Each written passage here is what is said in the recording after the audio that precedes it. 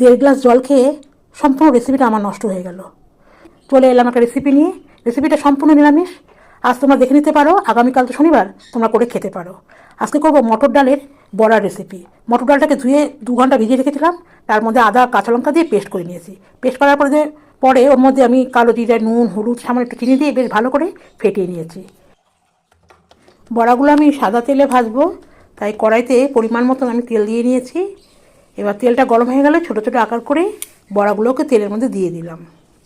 আমি ছোটো ছোটো করে করছি, যেহেতু আলুগুলোকে ছোটো ছোটো করে কেটে নিয়েছি, তাই বড়াগুলোকেও আমি ছোটো করেছি। তোমরা চাইলে একটু বড়ো সাইজেরও করতে পারো। যাই হোক, এরকমভাবে লালচে লালচে করে ভেজে একটা বাটিতে আমি তুলে নিলাম।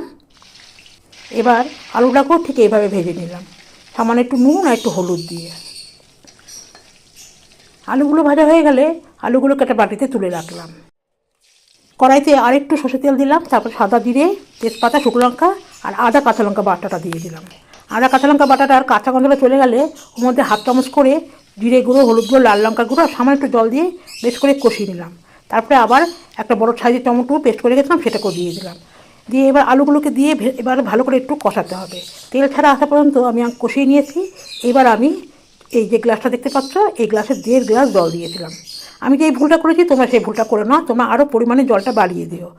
যাই হোক, এর মধ্যে নুন আর একটু স্বাদ মতন চিনি দিয়ে বেশ করে ফুটিয়ে নিলাম। হাফ চামচ মতন গরম মশলা, হাফ চামচের মতন ঘি দিয়ে তারপর উপর থেকে বড়াগুলোকে দিয়ে দিয়েছি। একটু নাড়িয়ে নিয়ে তারপর ঢেকে রেখেছিলাম গ্যাসের ফ্লেমটাকে বন্ধ করে। তৈরি হয়ে গেল মটর ডাল দিয়ে বড়ার ঝোল। তবে আমি যে ভুলটা করেছি, তোমরা ভুলেও সেটা করো না, জলের পরিমাণটা বাড়িয়ে দিও। তবে যেমনই হোক, রেসিপিটা কেমন লাগলো কমেন্টস করে জানাতে কিন্তু ভুলো না। ভালো লাগলে লাইক করো, ফলো করো আর বেশি বেশি করে আমার সাথে থেকো। ধন্যবাদ।